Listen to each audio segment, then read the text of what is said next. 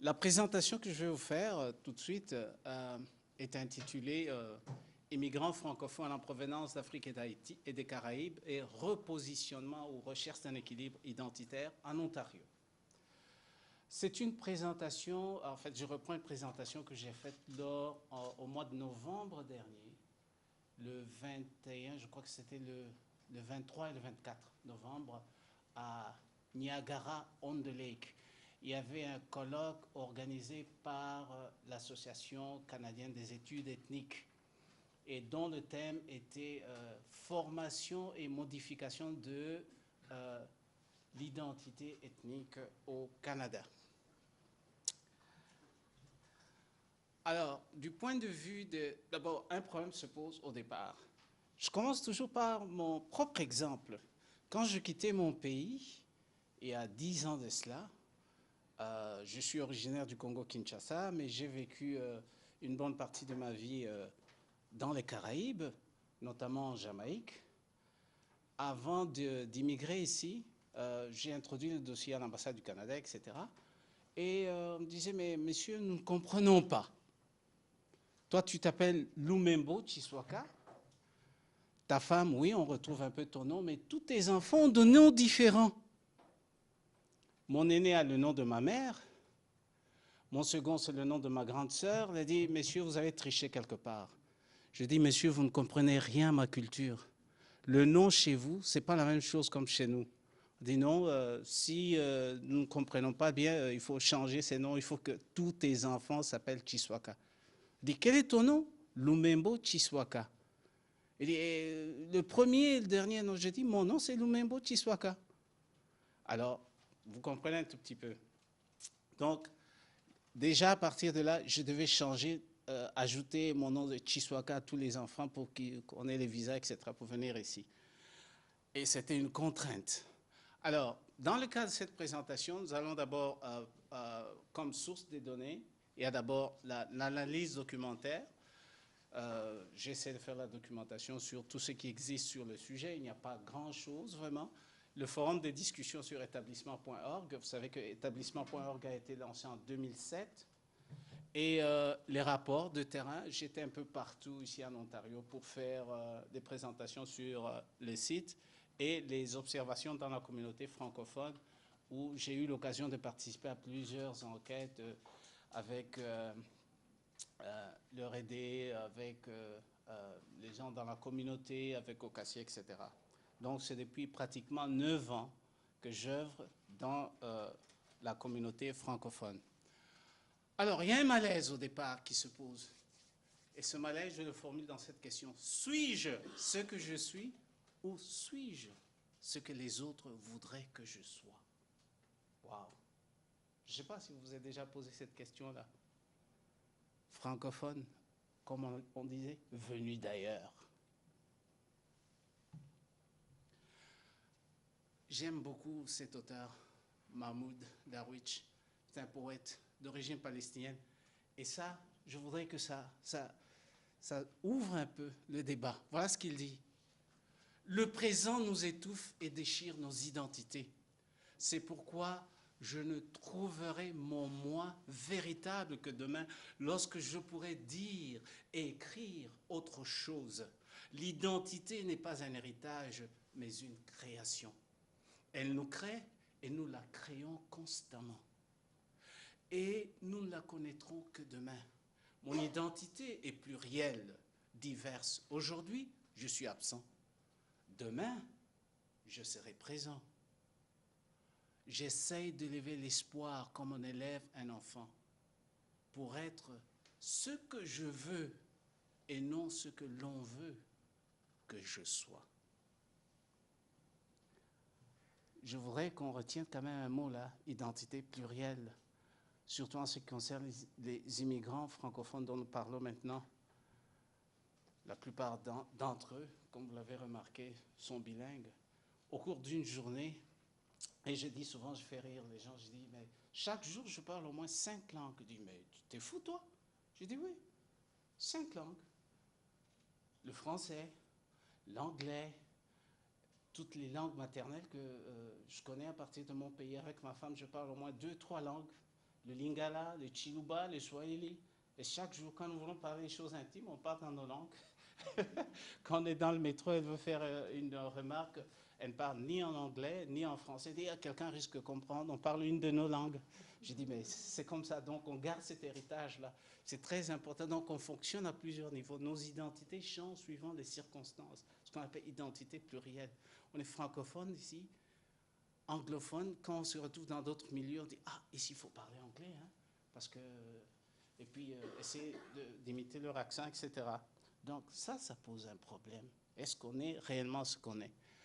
Alors, qu'est-ce qu'on entend par équilibre identitaire? La recherche de l'équilibre identitaire ici, c'est un domaine d'abord qui est peu étudié pour les immigrants d'origine francophone. Ça implique d'abord la reconnaissance de mon identité personnelle, notre identité collective, parce qu'il y a plusieurs niveaux des identités, et puis ma culture telle que je l'aperçois. Il y a des choses dont on n'est pas vraiment d'accord, parce que c'est une autre culture, on nous dit non, il faut s'adapter à cette culture, etc. Mais je ne l'accepte pas, mais on me force de l'accepter. Je dois vivre dans cette culture. C'est mon pays d'accueil. Que faire? Comment négocier? Et le respect que les autres me donnent. Ça fait aussi partie de ça. Et dans tout ça, il y a trois niveaux. Donc l'individu, la communauté et puis l'institution. Les problèmes se posent à ces niveaux-là.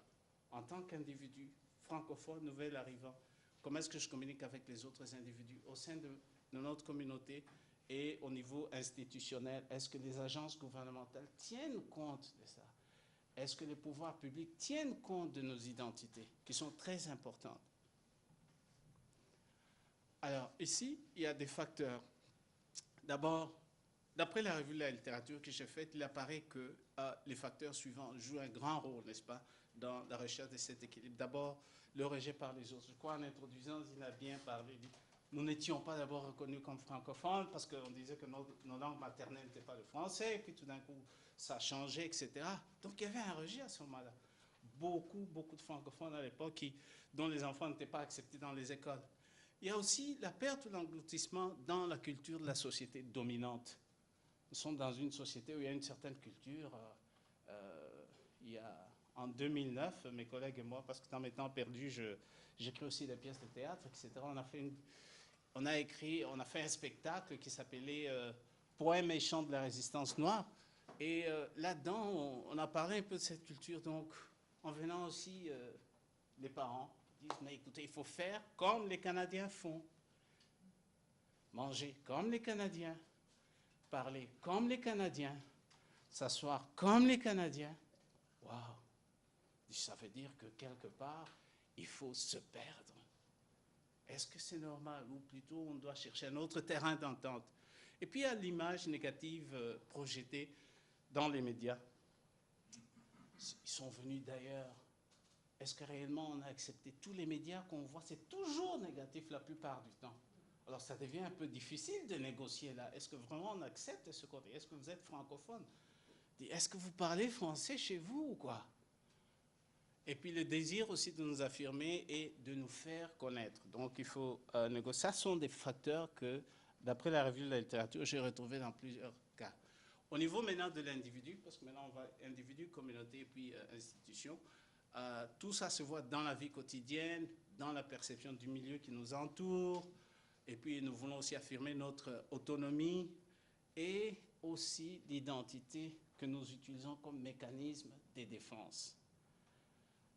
Et le désir aussi d'être authentique. J'aime être moi-même, me présenter tel que je suis. Je suis fier de mes racines, ce que je suis, et je voudrais que les autres respectent ce que je suis. Hein? On dit, oh, langue vernaculaire. Je dis, non, c'est une langue normale. C'est comme n'importe quelle langue, comme le français, comme l'anglais que je parle au Wolof ou que je parle. C'est une langue qui a ses règles grammaticales, c'est une langue qu'on peut écrire, etc. Ce n'est pas une langue sauvage, etc. Au niveau communautaire, il y a ce problème de vitalité linguistique et puis les événements culturels ici qu'on organise tout le temps pour faire connaître un peu nos cultures parce que en parlant avec plusieurs franco-ontariens, voilà ce qui m'est venu à l'esprit, c'est qu'ils m'ont dit, écoutez, c'est pas à nous toujours de vous connaître, vous devez aussi nous aider à vous connaître. C'est important. Et là, ils ont dit vrai. Et puis, il y a la constitution, n'est-ce pas, des associations à caractère ethno-culturel d'aide aux immigrants. Il y en a beaucoup ici qui essaient de raviver un peu nos cultures, etc., pour qu'on soit connu. Et l'édification d'un milieu de rencontre pour léguer, perpétrer les acquis linguistiques et historiques. Vous savez qu'il y a des communautés ici, que ce soit par exemple les Grecs, etc., tout ça, ils font tout pour ne pas perdre leur héritage linguistique. La semaine dernière, le samedi passé, j'étais à l'université ici de Toronto, il y avait une session sur les associations des enseignants en langue seconde, etc. Il y a une dame qui était là juste pour travailler pour un organisme où on enseigne aux petits-enfants âgés de 4 à 10 ans leur langue maternelle. Parce que ces communautés-là ne veulent pas perdre les langues maternelles, dont l'arabe, le mandarin, etc. Tout ça. Je parlais avec elle, elle a dit, mais c'est très important. Que deviendrait le monde si tout le monde devrait parler seulement anglais, qu'il n'y avait pas d'autres langues? On allait perdre beaucoup, et on va perdre beaucoup. Donc il est important que ces cultures-là, puisque chaque langue a ses particularités, chaque langue apporte quelque chose, donc nous devons valoriser nos cultures, mais en même temps, vivant dans cette globalité, on ne doit rien perdre. Ça veut dire qu'on ne doit pas tout simplement se dire que non, on est étouffé, etc. Ce n'est pas vrai. Alors au niveau institutionnel, il y a... Vous pouvez avoir cette information, je ne vais pas entrer trop dans les détails parce que on va vous envoyer ça. Il y a d'abord les églises ici où les gens essaient vraiment de garder leur identité. C'est pourquoi vous avez des églises francophones. Les francophones, nouveaux arrivants qui arrivent ici, très souvent, ils ne s'intègrent pas facilement dans les églises anglophones. Ils ne se retrouvent pas, surtout les églises institutionnelles. Et je vous parle en connaissance de cause parce que j'ai plusieurs chapeaux. Je suis en même temps aussi un ministre de l'Église, je suis pasteur formé. Alors, j'ai vu ça, c'est un problème très sérieux. Les gens ne se retrouvent pas. Ils veulent une église à eux où ils peuvent s'exprimer librement parce que l'héritage, ils ne retrouvent pas leur identité là-dedans. Alors, il y a l'accès, n'est-ce pas, au programme gouvernemental, tout ça, favorisant le multiculturalisme, ce qui est très, très bien, la visibilité et l'éclosion des cultures ethniques dans le contexte canadien. Je sais qu'il y a énormément d'écrits qui ont été faits là-dessus, surtout sur le multiculturalisme canadien, que certains disent, bah, c'est un échec. Enfin, vous allez m'en dire quelque chose dans le débat. Alors, la perception de mon identité. Pour les nouveaux arrivants francophones, il y a un déséquilibre, comme j'ai dit au départ. Et ça vient d'abord des médias francophones, des sites Internet en français, l'État canadien. Ça, c'est très important. Refus de reconnaître la culture ethnique, alors qu'officiellement, le multiculturalisme dit, vous là, c'est un peu vos histoires sauvages, là. Nous sommes au Canada. Vous devez si une société évolue, etc. C'est quoi ça? Et puis, les communautés, des fois, et la communauté franco-ontarienne, ça a pris du temps. Je me rappelle, en 2005, je venais de commencer mon travail chez Ocassi, alors j'étais allé à Ottawa pour faire une présentation sur le site, etc., tout ça. J'avais une salle, peut-être une vingtaine de personnes, et quand je présentais les sites, au départ, nous avions mis même sur le site établissement.org le lexique franco-ontarien. Mais ça n'a pas eu de succès. Les nouveaux arrivants disaient, oui, mais qu'est-ce que vous voulez que nous apprenions avec le lexique franco-ontarien? Nous voulons apprendre le français standard, tout ça. Alors, dans la salle, là, à Ottawa, on discutait. Quelqu'un disait, ben, nous sommes francophones, et puis une personne d'origine immigrante disait, oh, je suis franco-ontarien. Il y avait là une dame d'origine québécoise, elle a dit, non, mais toi, tu n'es pas franco-ontarien. Tu es un immigrant d'expression française. Et puis, regardez, bon, expliquez-vous un peu, madame. Elle dit, même moi, québécoise, je ne suis pas franco-ontarienne, je suis québécoise.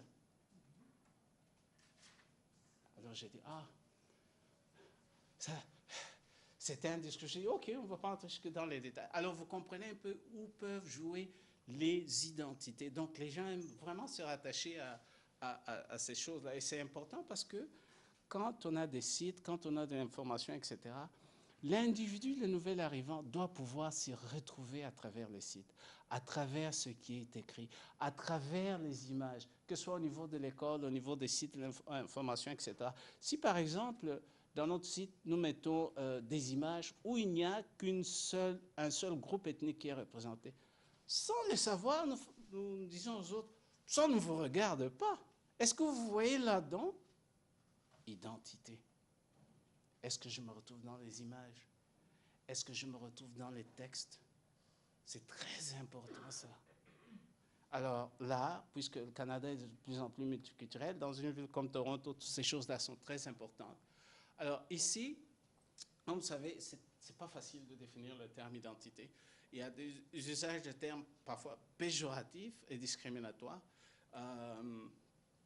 qui affectent, n'est-ce pas, le terme en question. Parfois, quand on parle des identités, c'est toujours pour essayer de minimiser. Un coup d'œil maintenant sur les identités de nouveaux arrivants francophones. Il y a d'abord l'identité, puisque tous, ici, nous avons plusieurs identités. Identité professionnelle, identité linguistique, identité ethnique, etc. Il y en a plusieurs.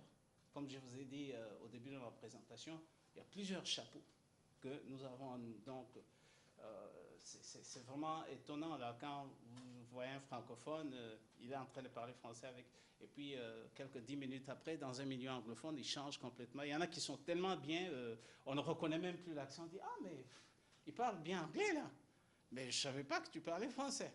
Il dit, ben, il a tout, et puis 10 minutes après, on le voit dans une langue ethnique. Il dit, tiens, tu es africain. Alors vous comprenez que ça change.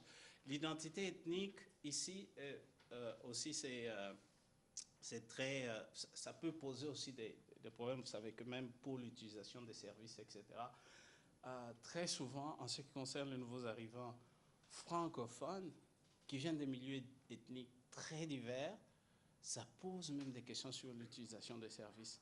Imaginez-vous que, à cause des identités, puisqu'on y tient tellement, il y a des nouveaux arrivants francophones qui transposent les problèmes qu'ils ont chez eux, que ce soit des guerres, ils transposent ça ici.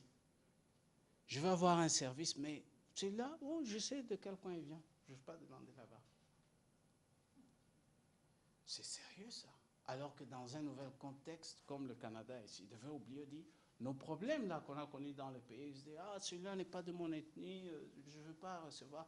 Ceux-là là ils nous combattaient, ils nous ont dominés pendant je ne veux pas ça, ça, ça et ça. C'est très sérieux. Tout ça quoi, identité.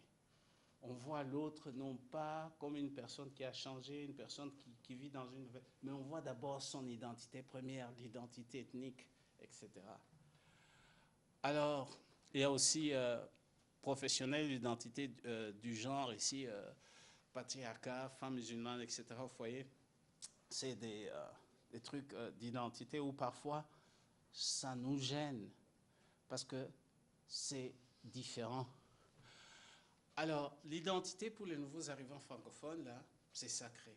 Donc, tout comme le nom d'un individu, le nouvel arrivant francophone considère que son identité est sacrée et qu'elle ne doit en aucun cas se négocier. À ses yeux, elle représente ce qu'il a de plus précieux, ce qui ne peut aliéner sans une cause valable et ce qui le distingue des autres. Parce qu'en chacun de nous, on veut quand même se distinguer des autres. On dit nous et les autres. Alors, le nom, c'est une identité précieuse. En Afrique traditionnelle, par exemple, tout comme aujourd'hui, chaque nom est sacré, qu'il s'agisse d'un enfant ou d'un adulte. Le nom constitue l'identité première. C'est pourquoi j'étais contre quand on disait vous devez changer le nom de vos enfants. J'ai dit non. Mais j'étais forcé parce que l'identité au niveau de l'État, ça nous étouffe. On est obligé, on n'a pas de choix.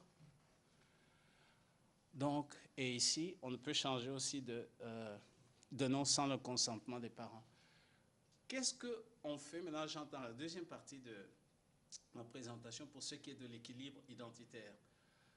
Ça commence d'abord par un compromis. Aliéner d'abord une partie de mon identité pour pouvoir me faire accepter. En négociant, bien sûr, ma reconnaissance identitaire. Faire valoir ma contribution au même titre que tout le reste de la population canadienne.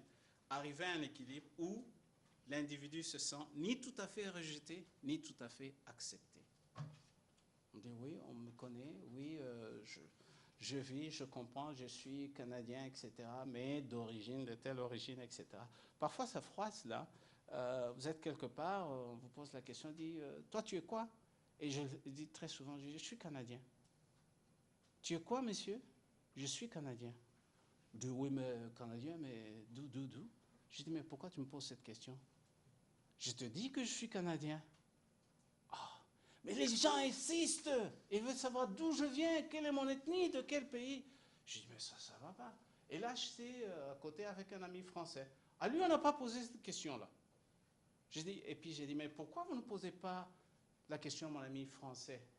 Il est aussi canadien, mais d'origine française. Je dis, bah, lui, il nous ressemble un peu. C'est pourquoi on ne pose pas la question. J'ai dit non, non, non, c'est illogique tout ça. Vous ne devez pas voir ça parce que le Canada, c'est une société multiculturelle. Il y a tout le monde, etc. Je dis, je suis canadien. Il y a Canadiens de toutes sortes, d'origine chinoise, d'origine africaine, etc., etc. Mais les gens insistent sur les identités. Quand on insiste trop sur ça, ça tend à diviser plutôt qu'à unir. L'identité francophone et les médias. D'abord, on l'a dit tout à l'heure, ignoré souvent dans les médias dominants. Et les médias francophones ne font pas encore un contrepoids face aux médias anglophones, les médias dominants qui véhiculent souvent des stéréotypes. Et la seconde génération, n'est-ce pas, ne se reconnaît plus dans leur culture parentale. On dit très souvent ce qu'on appelle le transfert linguistique. On vient, on est francophone, 2 ans après, l'enfant est complètement perdu, surtout si les parents ne parlent pas français à la maison, donc complètement, il ne se retrouve plus. Et les sites francophones, normalement, devaient essayer, surtout pour la vitalité linguistique, c'est de voir dans quelle mesure ils peuvent garder les choses. Parce qu'ici, nous parlons de l'identité linguistique. Il y a quelques années, j'avais lu dans le journal Express où on disait « Les immigrants francophones en provenance d'Afrique ne sont pas en mesure d'aider leurs enfants à conserver le français. » Vous comprenez là le problème? C'est quoi là le problème? C'est que, mais ils ne peuvent même pas avoir notre expérience. Nous, Franco-Ontariens, nous nous sommes battus pendant des siècles pour garder le français. Eux, déjà, en 1-2 générations, le français perdu. Peut-on compter sur eux? Waouh! Waouh! Très sérieux. Grand problème. Que faire? Alors, l'identité francophone dans le curriculum scolaire, ça, je vais passer très vite. Vous connaissez le problème d'habitude. Est-ce que je me retrouve dans les livres de l'école, etc. Est-ce que les problèmes que l'on pose, je peux me retrouver là-dedans? Le corps enseignant à dominance d'une culture qui est étrangère aux immigrants dans certaines écoles. À Ottawa, même ça posait des problèmes, etc. On dit, mais pourquoi on n'a pas d'enseignants aussi qui viennent de la communauté, qui peuvent aussi, où les enfants peuvent essayer de s'identifier, etc. Toujours un problème très sérieux. Et ici, les parents des élèves immigrants, pas toujours impliqués dans l'éducation de leurs enfants, ben ça vient aussi, c'est un peu culturel. Bon, il y a toutes sortes de raisons qui donnent à ça, mais c'est important qu'ils puissent s'impliquer. Quelles sont les raisons maintenant pour ce repositionnement, cette recherche d'un équilibre identitaire? D'abord, plusieurs identités, il y a plusieurs identités nationales, linguistiques, religieuses, etc., qui se mettent en conflit. On a un sentiment de perte d'une aisance culturelle que l'on avait dans son pays d'origine. Parce que dans les pays d'origine, presque tout le monde parlait à peu près la même langue, on n'a pas ce problème. Mais dès qu'on se retrouve ici, dans une ville comme Toronto, combien de langues chaque jour qui se parlent dans cette ville? Plus de 150, 170, n'est-ce pas? Et puis, besoin intense aussi de sortir de l'isolement identitaire et culturel dans lequel la société, n'est-ce pas, veut nous imposer. Et les mécanismes qu'ils utilisent, c'est d'abord, l'utilisation du français à domicile. Par exemple, chez moi, c'est interdit de parler anglais. Ça, c'est depuis longtemps, depuis 9-10 ans que je suis venu ici. Parce que j'ai dit à mes enfants, écoutez, nous vivons en Ontario, l'anglais ou l'anglais domine, etc. Alors, ici à la maison, on parle le français et nos langues ethniques. Et j'ai ajouté l'anglais, qu'on le veuille ou pas, c'est comme une maladie, on l'attrape, n'est-ce pas? Alors, ne vous inquiétez pas pour... Et j'ai bien fait, je ne regrette pas, parce que ça fait bientôt 17 ans que je vis, par exemple, dans les pays anglophones. On était en Jamaïque, 7 ans, c'est l'anglais aussi, et le créole jamaïcain. Et là, j'avais carrément interdit à mes enfants d'apprendre le créole jamaïcain, parce que je leur ai dit, vous allez abîmer votre anglais. Encore une fois, identité. Je disais, mais écoutez, je veux que... Ben, je ne pense pas que j'ai mal fait parce que je ne voulais pas qu'ils aient cet accent-là, etc. Tout ça. Bon, il y a des négociations là. Alors, il y a aussi les œuvres artistiques, j'en ai parlé, l'enseignement du français autre langue ethnique parmi les jeunes générations. De plus en plus des groupes, n'est-ce pas, des immigrants francophones essayent d'avoir leurs enfants, de leur apprendre les langues vernaculaires, ici même en Ontario. Et puis les partenariats, n'est-ce pas, linguistiques avec la communauté franco-ontarienne pour pérenniser la vitalité, n'est-ce pas, de la communauté. Et il nous faut réellement travailler ensemble pour que le français continue à survivre et surtout voir dans le français aussi non seulement le côté culturel, mais le côté aussi économique. Voilà, j'ai fini. Merci beaucoup de votre attention.